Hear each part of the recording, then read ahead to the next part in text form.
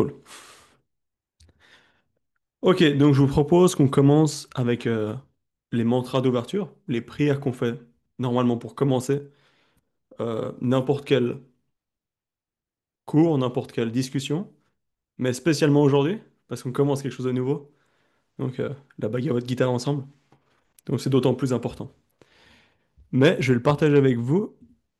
Est-ce que vous pouvez voir mon écran? Yes? Je vais aller un peu en grand là-dessus, et je vais faire descendre au fur et à mesure.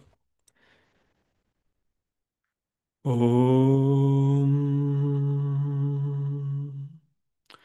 अज्ञानतिमिरन्दस्य ज्ञानञ्जनशलाकया चक्षुरुन्मीलितं येन तस्मै श्रीगुरवे नमः। हे कृष्ण करुणा सिन्धु दीनबन्धु जगत्पते गोपेश गोपिका कान्त राधकान्त नमोऽस्तु ते। तप्तकञ्चन घोरङ्गे राधे वृन्दावनेश्वरी वृषभानुसुते देवी प्रणमामि हरिप्रियम्।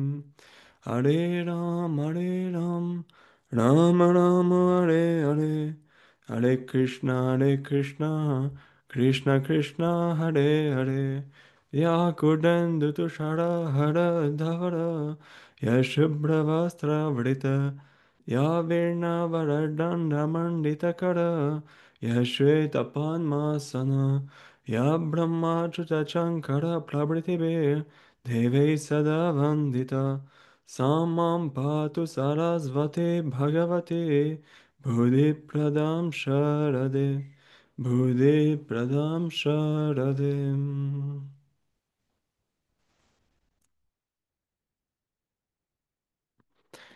Ok, donc c'était les prières du début. En gros, simplement, le premier mantra, c'est le mantra pour le maître spirituel. Donc, dans toutes les traditions hindoues, on commence, tout ce qu'on fait, on commence par un mantra d'ouverture, une prière d'ouverture pour, premièrement, le maître spirituel, qui est, comme ce verset le dit, celui qui nous donne la vision de la réalité, qui nous aide à comprendre la réalité euh,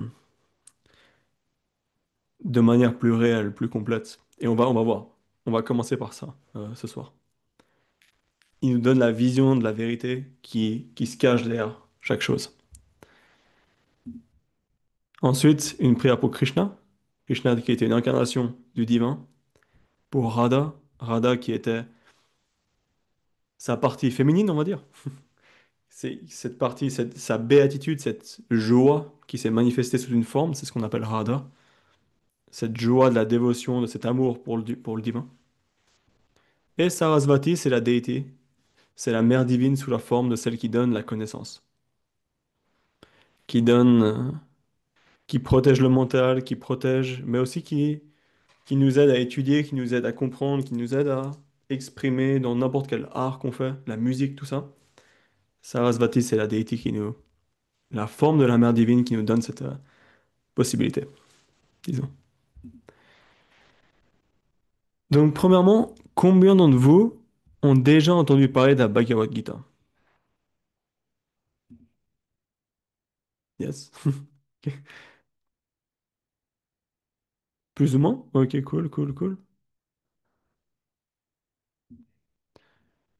Donc, la Bhagavad Gita, c'est un des textes les plus importants dans l'hindouisme.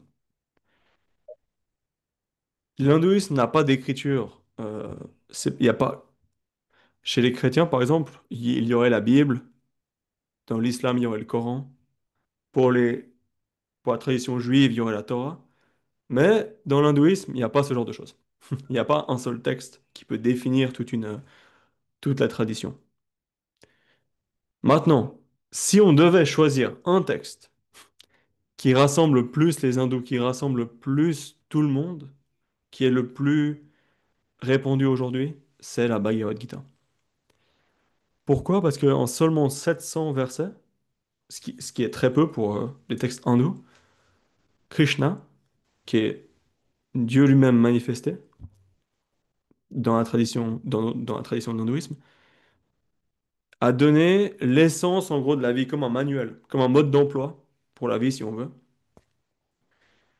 pour qu'on puisse l'utiliser et atteindre notre plus haut potentiel, on va dire, dans notre vie, pour atteindre ce bonheur complet dans notre vie. Et finalement, pour atteindre le divin, pour réaliser qui on est et réaliser qui est Dieu et avoir cette union avec lui. Et donc, je vais vous partager les slides.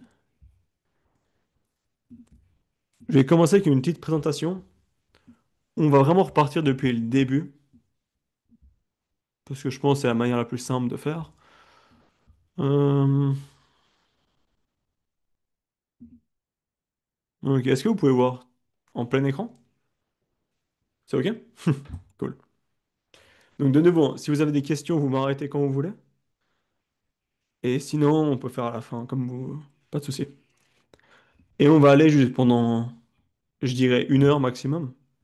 Pas plus, parce que sinon, juste 1 heure, faire des petites sessions pour vraiment aller petit à petit en profondeur dans le texte. Mais du coup, ce soir, on commence avec l'introduction et peut-être le chapitre 1. On va voir à quelle vitesse on peut aller.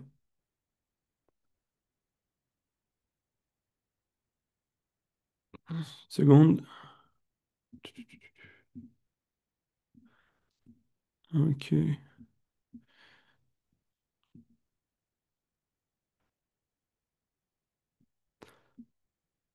Je regarde juste comment faire pour pouvoir avoir les caméras en même temps et les slides. Ouais, ça devrait le faire. Est-ce que c'est ok pour vous comme ça? Ou c'est trop petit? C'est cool? Ok. Donc déjà, la première question, c'est quel est le but d'étudier les écritures? Non? La Bhagavad Gita, c'est une écriture hindoue.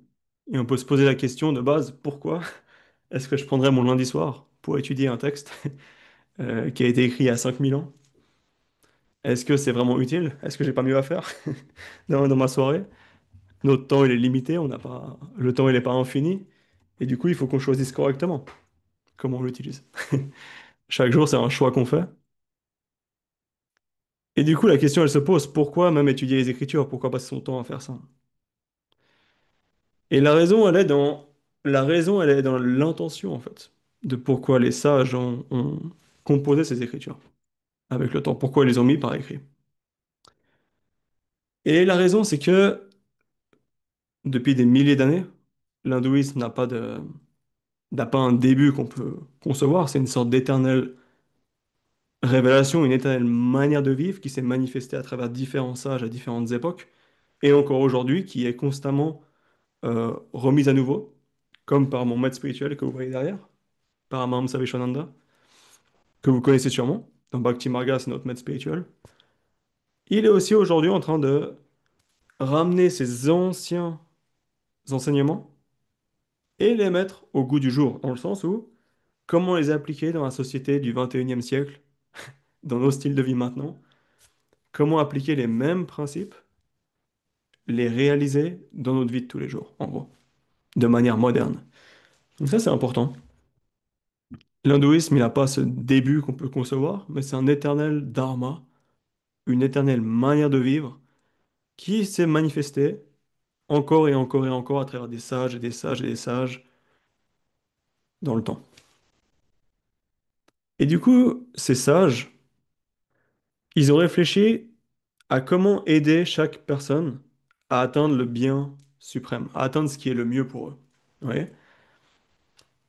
Parce que quand on parle d'un sage, on dit c'est quelqu'un qui, premièrement, a réalisé, a une vision directe des choses, il voit la réalité, il voit le divin en chaque chose, mais aussi il a cette compassion. Il a cette compassion. Et du coup, les sages de l'époque, encore aujourd'hui, j'espère, ils, ils voient que l'humanité, elle souffre. Hein. Ils voient que tout le monde, d'une manière ou d'une autre, est en souffrance. Et quand je dis souffrance, ça ne veut pas forcément dire physique, ça ne veut pas forcément dire ça, mais tout le monde cherche quelque chose. Il n'y a personne qui est complètement satisfait. Peu importe la situation où on est dans notre vie, je sais pas si vous pouvez être d'accord avec ça, mais en gros, peu importe la situation qu'on a, il y a toujours quelque chose qui manque. Il y a toujours, même si d'un coup on peut s'imaginer, ok, qu'est-ce que je voudrais avoir le plus, et que d'un coup on pouvait le manifester comme ça, même ça nous rendrait jamais heureux. On aurait beaucoup de plaisir, cette joie serait intense, mais pour combien de temps? On voit dans notre vie, c'est comme ça. Peut-être qu'on va travailler des années pour payer une voiture, pour acheter une voiture, et le moment où on a la voiture, pendant 3 semaines, un mois, on va être content, et après on veut autre chose. Pareil pour une maison, pareil pour n'importe quoi. Pareil pour n'importe quoi. Et le problème, il n'est pas dans ce monde, le problème, il est juste dans la manière dont notre mental fonctionne. Pourquoi? Parce que le mental, il veut toujours quelque chose de nouveau. Constamment quelque chose de nouveau pour garder cette joie, garder ce plaisir en gros. Mais le problème, c'est que le plaisir, plus on en a, plus on a besoin, plus on a besoin. Et du coup, on se rend complètement dépendant du monde extérieur et on se rend complètement malheureux, finalement. Et du coup, de plus en plus, il y a ce besoin de sens. Il y a ce besoin de trouver cette chose que tout le monde cherche, que personne ne semble avoir, qui remplit notre vie complètement, hein. Et Krishna, dans la Bhagavad Gita, il explique que c'est, premièrement, découvrir qui on est, et ultimement, découvrir qui est Dieu, et quelle est notre relation avec lui. C'est l'idée derrière ça. Donc la Bhagavad Gita, comme un texte, c'est ça l'idée. Qui nous sommes, qui est Dieu, quelle est notre relation, quelle est la relation qu'on a avec lui, on est une partie de lui, comment ça on agit, et comment réaliser ça. Oui. Donc ces 4 sujets sont expliqués de plein de manières dans la Bhagavad Gita. Mais pour revenir au contexte, ces sages de l'époque, et encore aujourd'hui, ils ont réalisé que l'humanité, elle souffre. Chaque personne, elle souffre. À cause de trois choses. Et on dit, il y a 3 types de souffrance, on va dire. Adi Adibhautika, Atmika. Donc c'est des termes en sanskrit qui sont pas forcément importants à retenir pour la Bhagavad Gita, mais ils ont été utilisés dans la tradition depuis des milliers d'années, et du coup c'est intéressant de les comprendre. Paramahamsa Viswananda, mon maître spirituel lui-même, les utilise encore aujourd'hui. Le maître de Bhakti Marga, donc tous les dévots de Bhakti Marga connaissent plus ou moins ces termes. On les a entendus dans les différents discours. Et donc, c'est expliqué que les 3 types de souffrance sont, premièrement, la souffrance causée par les forces divines ou naturelles. L'idée, c'est que dans chaque chose, dans la nature, on peut voir le vent, le feu, on peut voir l'eau, on peut voir l'océan, peu importe. Chaque chose a un certain aspect du divin. Ouais, c'est pas seulement il y a une force divine derrière chaque chose. Et en gros, quand on dit divine ici, on parle pas du divin du genre Dieu qui est un, mais on parle de toutes les facettes, ce que certains appellent les demi-dieux. C'est pas le plus correct, mais en gros, pour dire ils s'appellent les devas. Les devas, ça veut dire que c'est des différentes manifestations de divinité qui s'occupent des différents éléments de cette création matérielle, en gros. Et l'idée, c'est que quand il y a par exemple, si on a un tsunami, si on a un tremblement de terre, ce genre de choses, il y a une souffrance qui est créée par les forces de la nature. Donc c'est un type de souffrance. On n'a pas beaucoup de choix là-dessus. Adibhotika, la deuxième, c'est la souffrance causée par d'autres êtres vivants. Par exemple, je sais pas, on va dans la forêt en Inde et il y a un tigre. Il peut causer beaucoup de souffrance, on va dire. Donc d'autres êtres peuvent nous causer de la souffrance, ou d'autres personnes, ou peu importe, quelqu'un qui vous veut du mal, ce genre de choses. Et la troisième et la plus importante, c'est ce qu'on appelle adhyatmika. C'est la souffrance qui est liée au mental et au corps. C'est la souffrance qu'on s'inflige à nous-mêmes. Vous voyez. Et ça, c'est le plus important. Parce que comment la nature, elle agit, si aujourd'hui il va y avoir un tremblement de terre, j'en sais rien. Vous voyez. C'est pas dans mon, j'ai aucun contrôle là-dessus. Si un autre être vivant veut m'attaquer, j'ai aucun contrôle là-dessus. Par contre, comment mon mental, comment mes pensées sont dirigées, j'ai un contrôle là-dessus. Ce que je fais avec mon corps, j'ai un contrôle là-dessus aussi. Et au final, tout type de souffrance, elle est vraiment liée à notre mental. Parce que n'importe quoi peut se passer à l'extérieur, réellement, la souffrance est seulement au niveau du mental. Et donc, si on arrive à aller au-delà du mental, à transformer ce mental, on peut se libérer de cette souffrance. Et comment on transforme le mental? En découvrant qui on est. Et c'est ça que les sages, ils ont réalisé depuis des milliers d'années, et qu'ils ont passé de génération en génération en génération, à travers différents enseignements, différentes écritures, différentes lignées, différentes pratiques. Mais l'idée derrière est toujours la même, de découvrir qui on est et découvrir qui est Dieu. Et à travers ça, on peut se libérer de toute souffrance. Et du coup, pour faire ça, ils ont créé un chemin, ils ont créé des chemins, ils ont composé des écritures, et la Bhagavad Gita c'en est une. C'est exactement ce qu'on va étudier justement ce soir.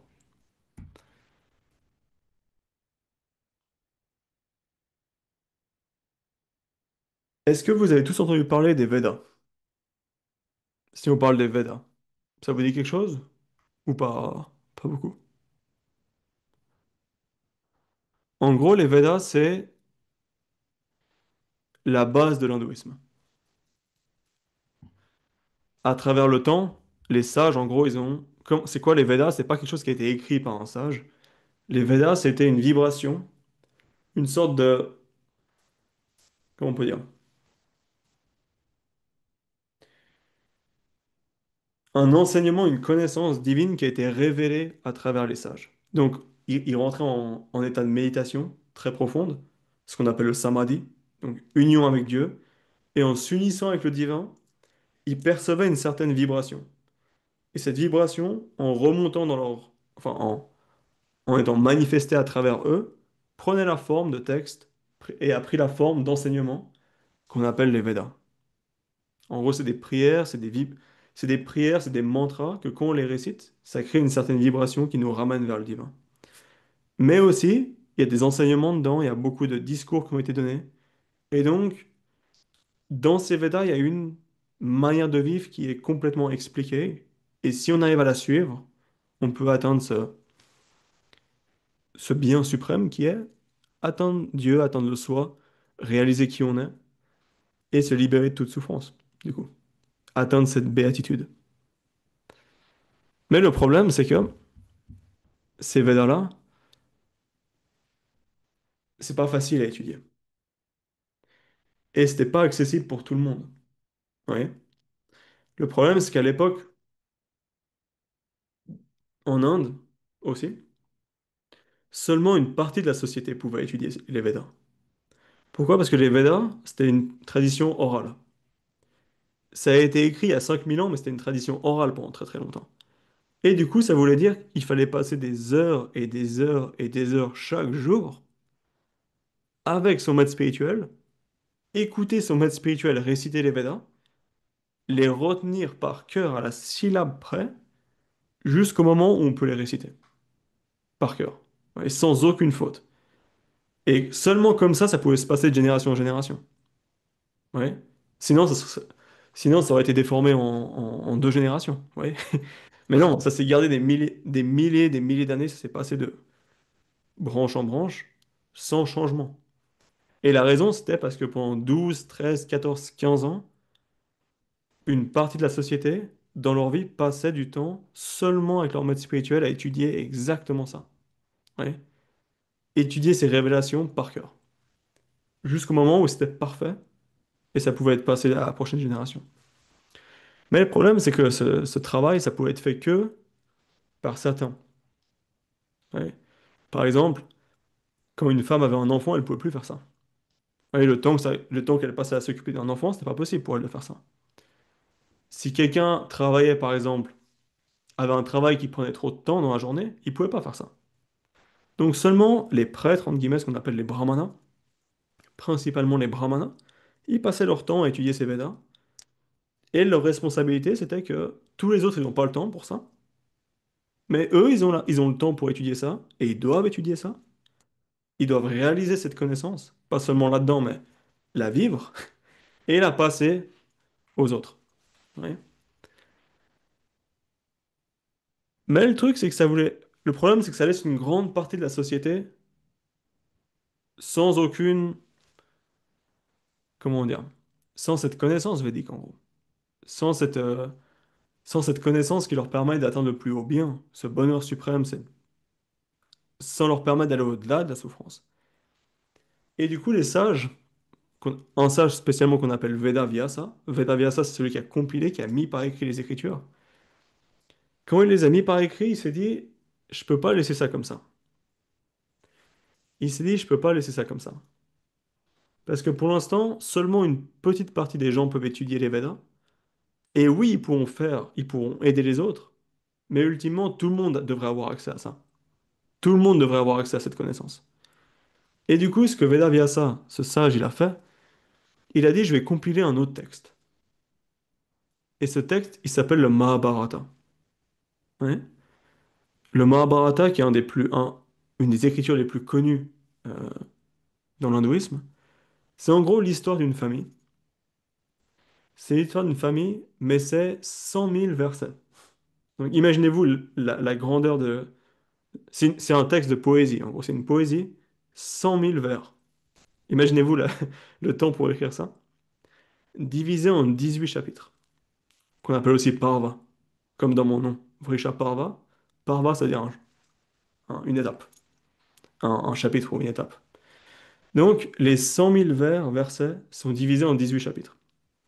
Et à travers ce Mahabharata, il a pris toute la connaissance des Védas, qui était extrêmement difficile, qui prenait extrêmement de temps à être étudiée, et il l'a mis sous la forme, comment dire, il l'a mis sous la forme d'une poésie en racontant ce qu'il a vu dans sa vie. En gros, en racontant tout ce qu'il a vu, les événements qu'il a pu vivre dans sa vie. Et un des événements qu'il avait vécu, c'était la division d'un royaume qui a amené à une guerre et ensuite une réconciliation. Et en gros, toute l'histoire de ce royaume, de cette dynastie, ça s'appelle le Mahabharata. Donc il a écrit une poésie sur cette dynastie, sur ces lignées de rois. Il a écrit une immense poésie et dans cette poésie, il a infusé toute la connaissance des Védas. Mais vu que c'est la forme d'une poésie, tout le monde pouvait l'apprendre par cœur. Tout le monde pouvait l'étudier et tout le monde pouvait profiter de ça. Tout le monde pouvait comprendre quelle est la meilleure manière d'agir dans ma vie. Non. Et pourquoi je parle de ça? C'est parce que la Bhagavad Gita, c'est 700 versets de ces 100 000 versets. Ouais. Une petite section de ce Mahabharata, de ce grand Bharata, de ce grand récit, en gros, une petite section qui vient dans le sixième chapitre, c'est ce qu'on appelle la Bhagavad Gita. Et en gros, c'est Krishna qui parle à Arjuna, son disciple, son ami, son cousin aussi, mais son disciple à ce moment-là. Et en 700 versets, il lui donne l'essence de toute chose. Et Paramahamsa Vishananda, Guruji, appelle cette connaissance le mode d'emploi pour la vie. C'est un mode d'emploi pour la vie, en gros. Et donc, il y a un verset qui vient dans une écriture qu'on appelle le Srimad Bhagavatam, où, où il est expliqué comment, en gros, comment Vedavyasa il a compilé cette écriture. Il a dit ceux pour qui la voix védique n'est pas à portée d'écoute. La voix des révélations des Védas, tout ça, n'est pas à portée d'écoute. Parce qu'ils n'ont pas le temps, ils ont autre chose à faire, et aussi, ils ne pouvaient pas avoir accès à ça facilement. Du coup, ils sont déconcertés en pensant que le karma, qui veut dire en gros les actions, les rituels, tout ça, est le bien le plus élevé. Et du coup, ils pouvaient pas saisir le véritable but de la vie. Vous voyez. Et c'est le problème qu'on a aujourd'hui dans la société. On passe notre temps, on est déconcerté, on passe notre temps à faire des choses qui sont pas forcément utiles, nécessaires. Pourquoi? Parce qu'on ne peut pas saisir le véritable but de la vie. Donc si on est ici ce soir, c'est que on a cette envie de découvrir ça. Donc on a de la chance. Mais la plupart de la société, elle n'a pas cette chance-là. elle est déconcertée par rapport à ça. Et c'est pourquoi, par compassion, Vedavyasa, ce sage, a composé ce récit appelé le Bharata, afin qu'il puisse atteindre le bien suprême dans ce monde. Donc en gros, il a écrit ce récit qui parle de l'histoire, en gros, d'une partie des dynasties de l'Inde, en infusant toute la connaissance des Védas à l'intérieur pour le bien suprême de ce monde. C'était l'idée. C'est comme ça que lui-même l'a expliqué. C'est lui-même qui a composé ce verset, du coup, il explique vraiment comment, quelle est l'intention derrière un texte comme ça. Et du coup, la Bhagavad Gita, c'est pour ça. Simplement. La Bhagavad Gita, c'est pour atteindre ce bien suprême, en gros. Comment vivre notre vie de la plus belle manière? Comment vivre notre vie en ayant saisi le véritable but de la vie, comme c'est marqué ici? Comment vivre notre vie en faisant les actions qui sont le plus bénéfiques, tout ça? Comment se libérer, comme on a vu, des trois types de souffrance? Comment se libérer de tout ça? Et ce mode d'emploi, en gros, de nouveau qui parle de quatre choses. Dieu, qui est Dieu? Qui on est, notre âme? Quelle est la relation entre les deux? Et comment réaliser ça? Quelle est la pratique? Quelle est la manière, vous voyez? Parce que chaque connaissance doit avoir une application pratique. Vous voyez. Si on passe du temps ensemble mais qu'il n'y a pas d'application en pratique, ce que je veux dire, c'est pas le but. Le but, c'est de pouvoir faire quelque chose directement qui va nous aider à nous transformer. Donc c'est l'idée de la Bhagavad Gita. Et c'est le but des écritures. Pourquoi est-ce qu'on passerait 1 heure par semaine à étudier ça? C'est ça en gros. C'est pour qu'on puisse saisir, premièrement, le sens de la vie, le but véritable de la vie, et comment agir dans sa vie, de la manière la plus élevée. Et du coup, c'est plutôt intéressant, on va dire. C'est quelque chose qui est plutôt important. Et j'ai vu pour moi à quel point ce texte, c'était le point d'entrée dans la spiritualité pour moi. Et encore aujourd'hui, c'est quelque chose que tous les jours je lis et relis et relis, qu'aujourd'hui j'ai la chance d'enseigner depuis quelques années maintenant. Et c'est sûrement un des textes les plus profonds, les plus transformateurs qui existent, dans le sens où littéralement toutes les questions de la vie sont répondues. Il y a une réponse à toute chose dedans. Et du coup, l'étudier, seulement 700 versets, c'est pas immense. On peut vraiment atteindre cette clarté. Quel est le but de la vie? Qu'est-ce qu'on fait dans notre vie? Comment vivre notre vie de la meilleure manière? Donc, atteindre cette clarté, le véritable but de la vie, c'est le but de la Bhagavad Gita. Ok, j'y pensais juste maintenant. Je me suis pas présenté. En gros, pour ceux d'entre vous que j'avais pas vu vendredi passé. En gros, je m'appelle Rishi Vrishaparvananda. Donc, je suis suisse, de Genève, donc de la partie française de Suisse. Enfin, la partie qui parle français en Suisse. Souvent, quand je dis ça, ils pensent enfin, les gens qui pensent que la Suisse elle est divisée entre France et qu'il y a une partie qui appartient à la France, ou comme ça. Mais c'est pas ça, c'est juste qu'on est proche de la France. Et du coup, on parle français. Et donc, j'ai rencontré mon maître spirituel Paramaham Savishwananda. Ça va faire bientôt 7 ans. Je l'ai vu pour la première fois il y a 8 ans. Et je suis devenu moine, donc rentré dans l'ordre monastique il y a 4 ans maintenant. Non, 3 ans. 3 ans.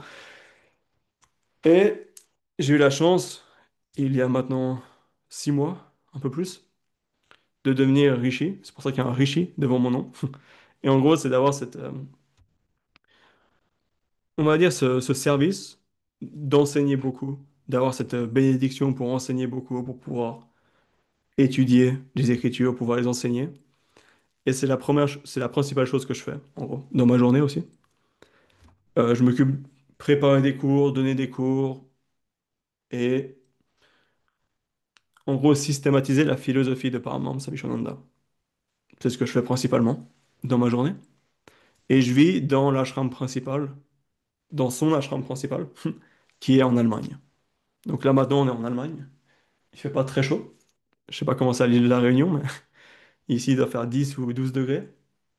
Et il n'y a pas de chauffage vu que on est quand même en juin, enfin presque en juin, et du coup, le chauffage s'est arrêté déjà depuis longtemps, mais la météo n'a pas voulu changer.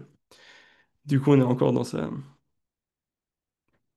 On essaie de survivre.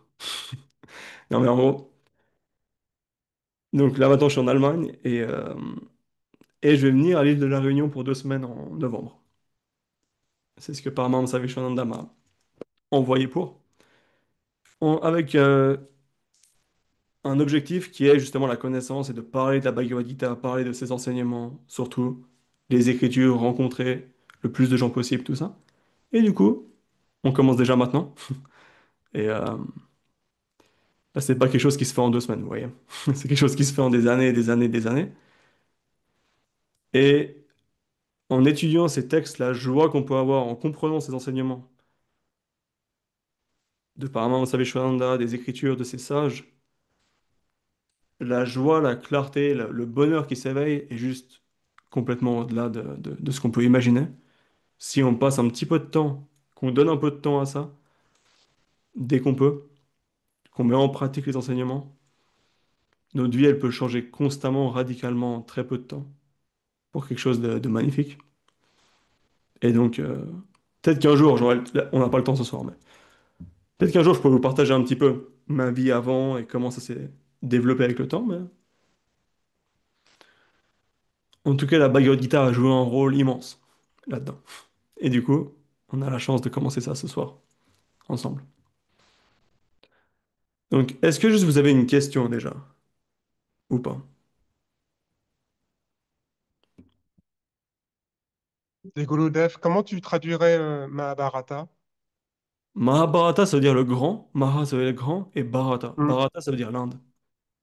En gros, c'est l'Inde. en gros, c'est une grande histoire des familles de l'Inde ancienne. Et au-dessus, vous avez Tadatmya Vedanta, simplement parce que j'ai oublié de l'enlever. C'est sur mes, c'est sur mes slides. J'ai pris le. C'était un. Comment on dit? J'ai pris des slides et je les ai changés pour ce cours-là ce soir, mais j'ai oublié d'enlever le titre. Donc, regardez pas ça. C'est pas un terme compliqué, j'ai juste oublié de l'enlever. Ok, ouais, cool. Donc maintenant, s'il n'y a pas d'autres questions, ce que je veux faire ce soir pour les 20 minutes qui nous restent, c'est deux choses. Premièrement, on va vous donner une introduction sur ce grand Mahabharata et qu'est-ce qui se passe qui amène à la Bhagavad Gita. Et ensuite, on lit le premier verset de la Gita et on finit avec ça. Si c'est OK pour vous. C'est important de comprendre le contexte. Parce que vous allez voir, la Bhagavad Gita, si vous ouvrez maintenant le livre, cette écriture, c'est au milieu d'un champ de bataille. C'est au milieu d'un champ de bataille. Et donc, il y a Krishna et Arjuna, ils sont ensemble sur un chariot au milieu d'un champ de bataille. Et du coup, si on n'a pas le contexte, ça peut porter un peu à confusion. Du coup, c'est ça que je voulais vous. J'ai pris un peu de temps juste avant la, la dernière heure, la dernière heure avant de commencer le cours. Je me demandais comment résumer le Mahabharata, quels étaient les points les plus importants. Donc j'ai essayé d'en choisir quelques-uns, il y a beaucoup plus que ça. Mais en gros, pour vous résumer un petit peu l'histoire. Donc, dans cette Inde ancienne, il y avait deux grandes, grandes, grandes lignées.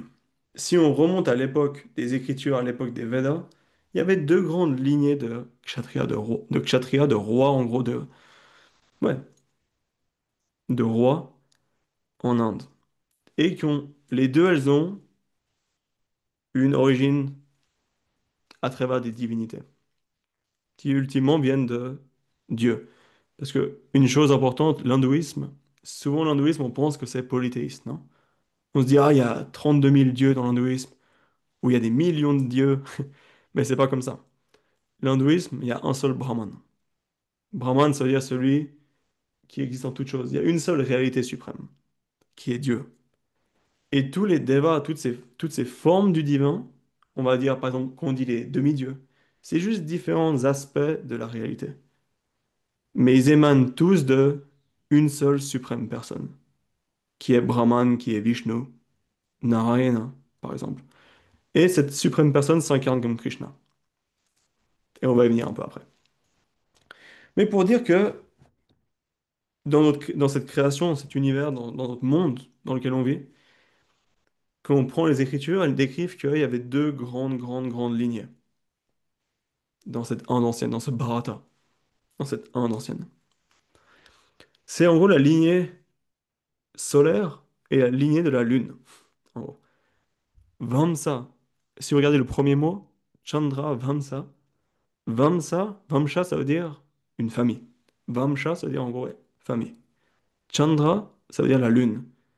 Enfin, pas la lune qu'on voit dans le ciel, mais en gros la deity, cette divinité qui est derrière justement cette... Ouais, qu'on a la divinité de la lune, si on veut. Et l'autre, c'est Surya Vamsha, qui veut dire la lignée du soleil. Qui est-ce qui vient de la lignée du soleil? Que vous connaissez sûrement très bien. Il y en a un qui vient de cette lignée. Est-ce que vous pouvez me dire?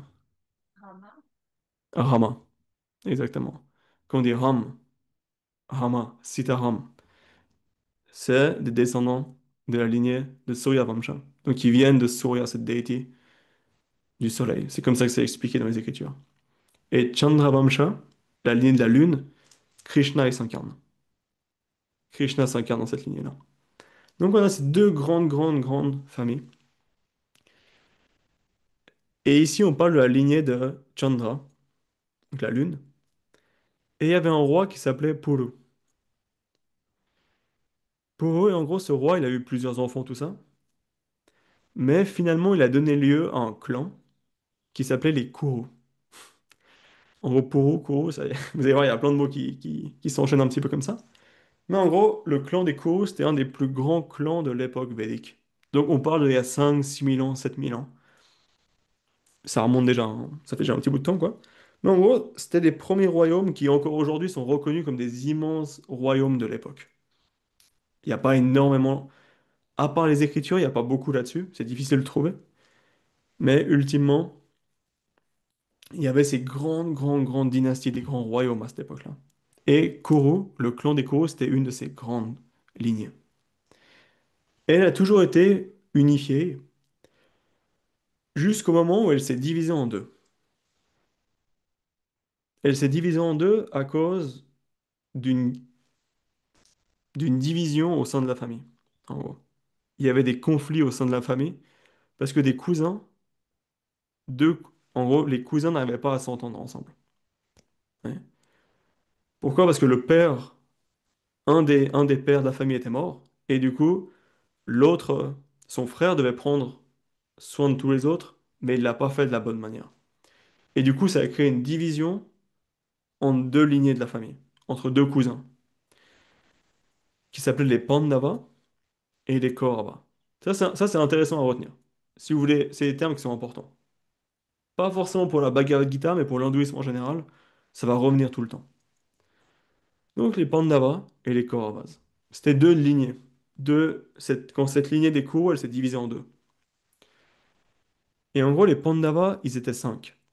Cinq frères. Et les Kauravas, ils étaient 100 frères et sœurs. Il y avait une sœur. Donc une centaine d'enfants contre cinq cousins.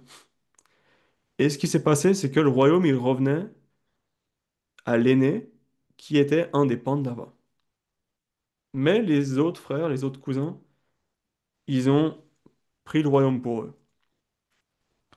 Et donc, la seule manière qu'ils avaient de rétablir ce problème, on va dire, avec le temps, ça a été de diviser le royaume en deux. Donc, vous voyez le problème. Ça montre déjà une chose intéressante. C'est que quand on commence à devenir avide, qu'on a l'avidité dans le mental, qu'on commence à vouloir plus, on veut quelque chose qui ne nous appartient pas, ouais, qu'est-ce qui se passe? On crée des divisions. Quand cette colère s'éveille, quand la jalousie s'éveille, on crée des divisions. Donc, à la place d'être unis avec les autres, unis avec les gens qui nous entourent, dans la famille, tout ça, on va créer des divisions. On commence à essayer, on détruit ce qui est bien établi juste pour son propre bien-être. Et c'est ce qui se passait avec eux. À la place de garder cette tradition familiale qui existait depuis des milliers d'années, ils ont commencé à détruire tout ça pour leur propre bien-être. Donc les Kauravas ont volé le royaume des Pandavas. Et ultimement, ils se sont dit, ok, on va diviser le royaume en deux. Une partie va pour les Pandavas et l'autre va pour les Kauravas. Et du coup, comme ça, tout va bien. Donc ce qu'il faut comprendre là, c'est que les Pandavas, les cinq frères, étaient extrêmement... Ils avaient un caractère extrêmement droit. Ouais. Tout le monde les adorait. Ils étaient exceptionnels en tout ce qu'ils faisaient. Talentueux, excellents, excellents. Les Kauravas, c'était l'opposé. Ils avaient cette colère, cette jalousie. Toutes les mauvaises qualités, elles s'éveillaient en eux aussi. Donc on a ces deux cousins. Les Pandavas qui étaient vertueux et les Kauravas qui étaient complètement dans les qualités extrêmement négatives. De l'humain, en gros. Du mental humain. Et donc, on est bien qu'ils aient divisé le royaume. Les Pandavas, ils ont accepté. Ils ont dit, OK, n'importe quelle partie du royaume que vous nous donnez, on va accepter. On est cinq frères, on va aller là-bas. On pourra aller vivre là-bas. C'est OK. Et donc, les Kauravas, ils se sont dit, OK, on va leur donner la pire partie du royaume. Ouais. Donc, la partie où les champs, ils ne poussent pas, c'est pas fertile, la pluie, elle vient pas, il n'y a pas de pluie, c'est tout le temps sec. Vous voyez? Il y a tout le temps, il y a des démons qui... enfin, à l'époque, ils parlent beaucoup justement de ces entités, ces démons. Il y a tous ces genres de choses-là dans cette région. Donc, qu'est-ce qu'on va faire? On va les envoyer là-bas. Et les Pandavas, ils ont dit, OK, peu importe. Peu importe ce que vous voulez qu'on prenne, on prend cette partie du royaume. Et ce qui se passe, c'est qu'ils sont arrivés là-bas, et ils ont transformé une terre qui n'est pas fertile du tout, ils l'ont transformée en quelque chose d'extrêmement glorieux, extrêmement fertile, vertueux, et avec l'aide de Krishna, qui s'était incarné à ce moment-là déjà, ils ont construit le plus beau royaume qui existait. Et il y avait un palace qui s'appelait Indraprashta. En gros, c'était une ville, une immense ville avec un palace au milieu, et ce palace était le plus beau qui existait de toute l'Inde. En gros, il n'y avait rien comparable à ça. Et du coup, quand les Kauravas, ils ont vu que ils avaient envoyé leurs cinq cousins dans cette terre qui n'était pas fertile, pauvre, et qu'ils ont réussi à transformer ça en quelque chose de tellement glorieux, ils sont devenus extrêmement jaloux. Et du coup, ils se sont dit, comment est-ce qu'on peut voler ce royaume à nos cousins? Et du coup, ils ont dit, on va faire un jeu de dés. On va jouer. En gros, on va jouer au pari, on va parier. On va prendre les dés, on va les inviter pour un jeu, et on va les faire parier tout leur royaume, et on va truquer les dés, le jeu de dés, pour pouvoir gagner à tous les coups. Et c'est ce qui s'est passé. En gros, ils ont été invités pour ce jeu. Ils savaient que le frère aîné, il aimait bien jouer aussi, qu'il avait cette tendance. Et du coup, ils l'ont fait parier tout ce qu'il avait. Et il a tout perdu. Donc en gros, ils ont absolument tout perdu dans ce jeu de dés. Et donc, les Kauravas ont volé tout ce que les Pandavas pouvaient avoir. Et ce qui s'est passé, ils ont fait comme ça. Donc, imaginez-vous l'idée, il y avait ces 100 cousins contre leurs 5 cousins, en gros. Et les 5 avaient plus rien. Fini. Tout le royaume était revenu aux Kauravas. Mais ça s'est pas arrêté là. Ils ont dit, OK, maintenant, le royaume, il va être à nous pendant 13 ans. Et pendant ces 13 ans, vous devez vivre en exil. Vous devez partir en exil. Ouais. Pendant 12 ans, vous devez vivre dans la forêt. Et la 13e année, vous devez vivre incognito. Personne ne doit vous reconnaître. Si quelqu'un vous reconnaît la 13e année, vous devez recommencer les 12 ans. Ouais. Et il se disait, parfait. Il se disait, avec ce plan, ça va bien marcher. Chaque fois que la 13e année va arriver, on va aller les chercher dans toute l'Inde, on va les trouver et ils vont devoir recommencer. Et comme ça, le royaume, il sera à nous pour toujours. Mais ce qui s'est passé, c'est que ils ont fait leurs 12 années d'exil. Ils se sont mariés à travers ça, ils ont eu les enfants pendant cet exil, tout ça. Et la 13e année, si vous lisez le Mahabharata, c'est juste magnifique comment ça se passe, c'est excellent à lire, c'est juste excellent. Ils sont allés se cacher dans un royaume et ils se sont camouflés. En gros, c'était les plus grands. Faut vous imaginer que les cinq frères, c'était les plus grands guerriers de l'époque. Tout le monde les connaissait. Mais en gros, la dernière année, ils se sont camouflés, comme par exemple un cuisinier. L'autre, un des frères, il s'est déguisé en femme et il s'est fait passer pour un prof de danse. Vous voyez? Ce genre de choses. Et du coup, c'était impossible de les reconnaître. Et du coup, ils ont réussi à finir cet exil. Mais quand ils sont revenus pour réclamer le royaume, qu'est-ce qui s'est passé? Les Kauravas, ils ont dit non, non. Le frère aîné des Kauravas, il a dit, je vais même pas vous donner l'étendue de 5 brins d'herbe. Et après, il dit même pas la pointe d'une épingle. Vous voyez là, imaginez la pointe d'une épingle. Il dit, je vais même pas vous donner ça. Et du coup, ils ont essayé d'éviter la guerre, de leur faire revenir sur leurs paroles, mais ça n'a pas marché. Et du coup, ils savaient que les 100 frères allaient régner sur le royaume de manière terrible. Et du coup, pour rétablir la droiture, pour rétablir ce qui leur revenait de droit, il y a eu cette guerre qui s'est passée. Et donc, il faut vous imaginer toute la région de l'époque, tout le Bharata, qui n'est pas seulement l'Inde qu'on connaît aujourd'hui, mais qui s'épand encore tout autour, tout autour. Tout ce royaume a été divisé en deux clans. Ceux qui se mettaient avec les Pandavas et ceux qui se mettaient avec les Kauravas. Et du coup, il y a eu une guerre qui s'est passée. Quand on dit le Mahabharata, il y a le point clé, c'est cette guerre, qui s'appelle la Kurukshetra, due au nom de l'endroit où ils se sont battus. Et c'était une des plus grandes guerres que l'histoire ait connues. Et donc, il faut s'imaginer qu'à l'époque, ils brûlaient les corps. Quand les corps étaient tués, ils brûlaient les corps. Donc, évidemment, il n'y a pas de squelette, il y a pas de traces de ça. Par contre, il y a beaucoup d'études qui ont été faites là-dessus, beaucoup de livres qui ont été publiés là-dessus. Et une des choses les plus intéressantes, c'est que quand ils regardent l'ADN, quand ils regardent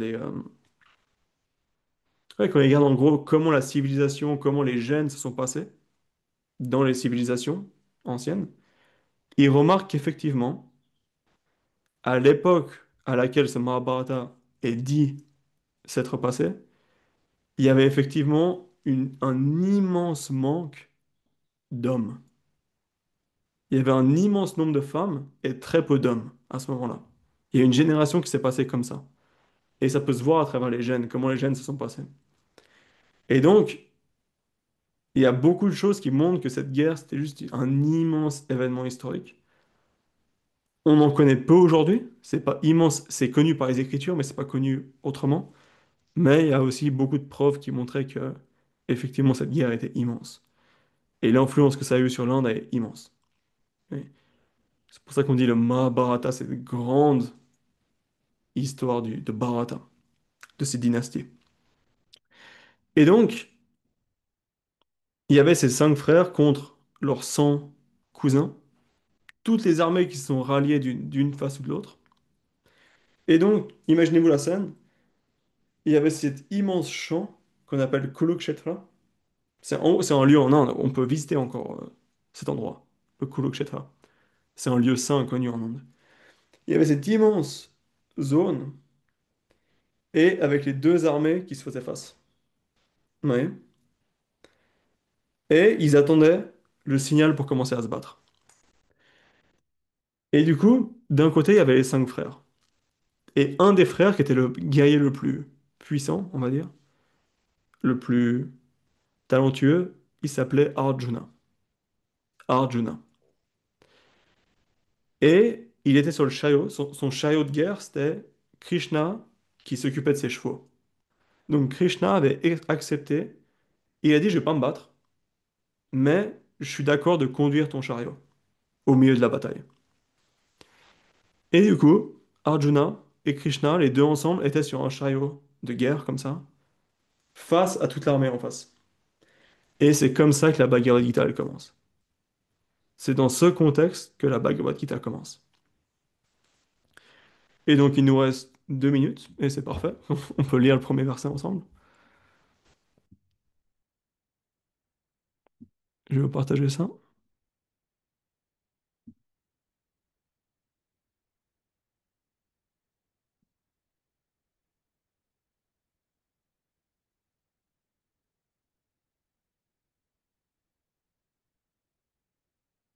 Je vais le faire différemment. Seconde.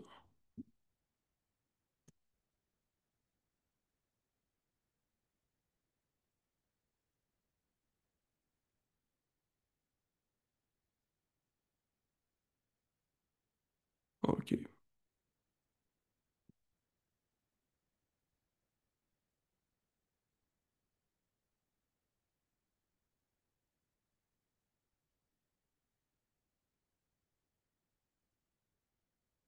parfait.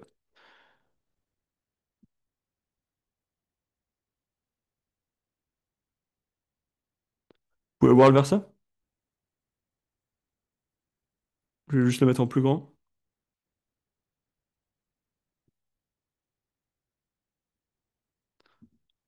Donc le tout premier verset de la Gita, c'est toujours bien de le réciter ensemble pour commencer.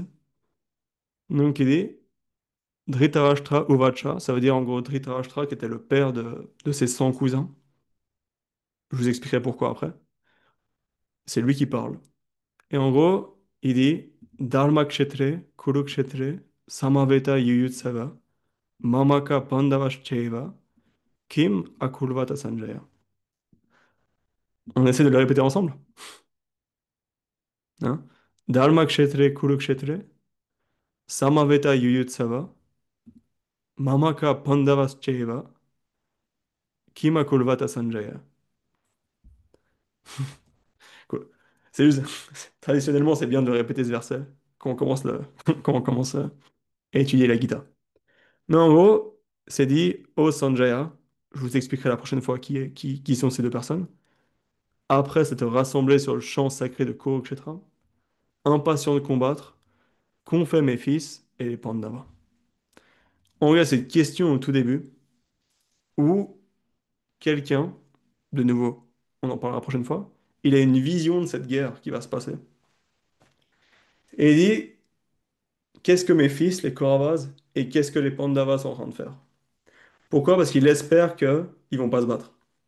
Il espère que quelque chose va se passer et que la guerre va s'arrêter. Mais en gros, il dit, c'est le chant sacré de la Kurukshetra.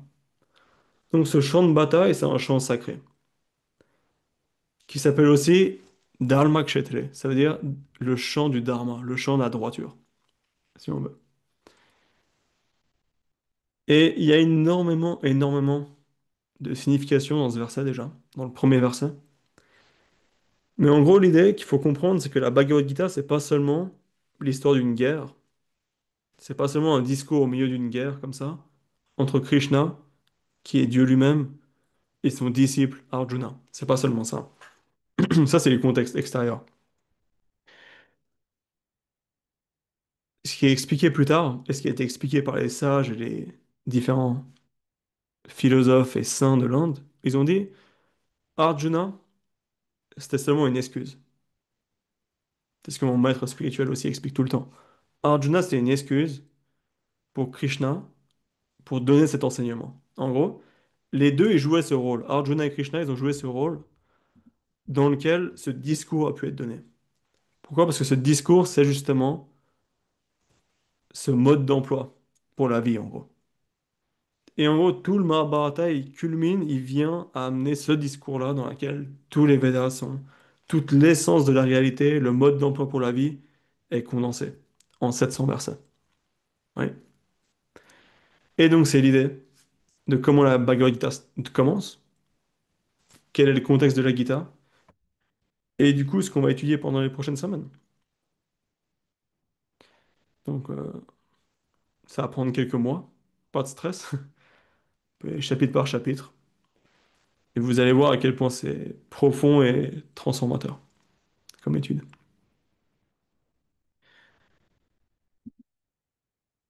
Et aussi, cette guerre, elle représente la guerre interne entre nos bonnes qualités et les mauvaises qualités, entre la bonne facette de nous-mêmes et la mauvaise facette de nous-mêmes.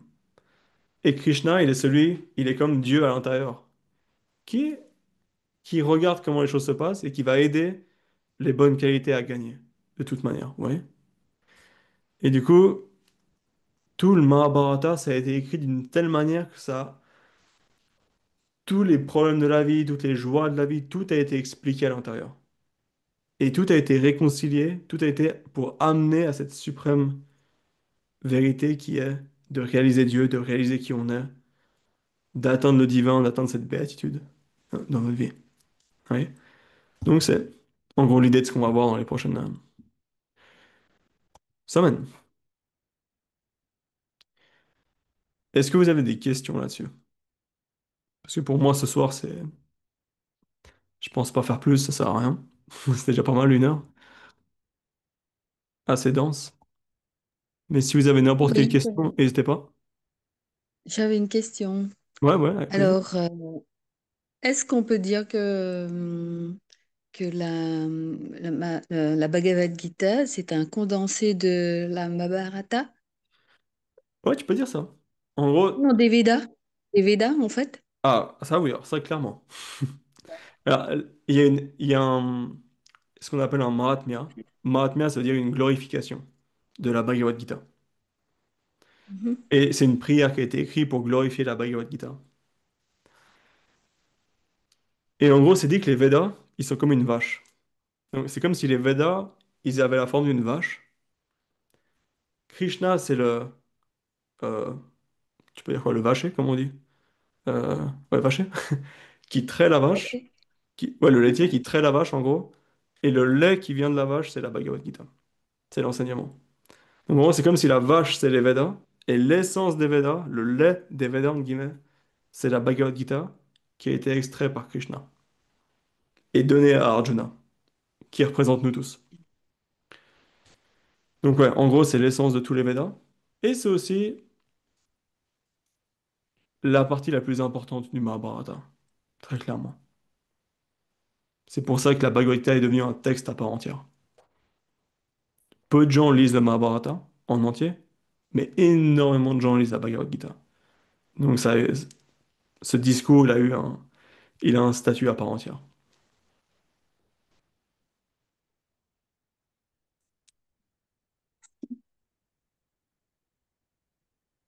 D'où l'importance. Parce que les Védas, ça prend des vies et des vies. C'est quasiment impossible à étudier en une vie. C'est extrêmement difficile. Et déjà à l'époque, c'était difficile, mais alors, imaginez-vous maintenant. Imaginez-vous, à l'époque, il n'y avait pas beaucoup de choses à faire, entre guillemets. Il n'y avait pas beaucoup de distractions, il n'y avait pas ce genre de choses. Maintenant, on a des vies qui vont à 200 à l'heure. Si à l'époque, c'était pas possible, alors aujourd'hui, c'est impossible. Il y a aucun moyen qu'on fasse ça. Mais l'essence de tout ça a été donnée en 700 versets qui prennent 3 heures à lire. Donc c'est plutôt un bon deal. Ça marche bien.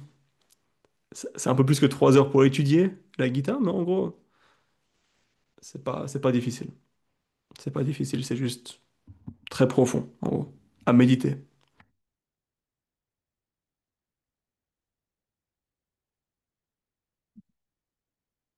D'autres questions? Et ça peut être sur n'importe quoi, hein, ça n'a pas besoin d'être que sur ce qu'on a parlé ce soir. Sur l'hindouisme ou peu importe, si vous avez une Moi, question. j'ai une question en fait sur le Ouais. fait que on dit souvent que c'est un texte, mais au départ, c'est aussi un chant. Enfin, Ouais, on revient un peu sur la vibration de vendredi, du coup, de l'importance de. la Gita, ça veut dire un chant. Ça veut dire chanter. Hmm.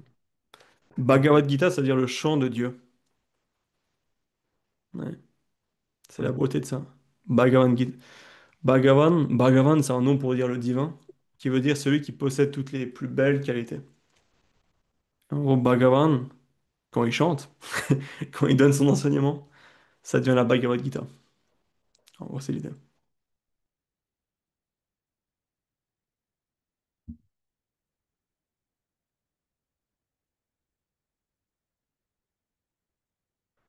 Ok. Si vous n'avez pas d'autres questions, on peut terminer là pour ce soir. Et on reprend la semaine prochaine. Om Shanti Shanti Shanti Shri Gurubhyo Namaha Hare Om Prem Se Bol Sadgurudeva Samishwananda Mahaprabhu Ki Jai Samasta Bhakta Mandali Ki Jai. Ok, bonne soirée. Et si vous avez des questions, vous pouvez envoyer sur le groupe et je peux y répondre dans la journée sans souci.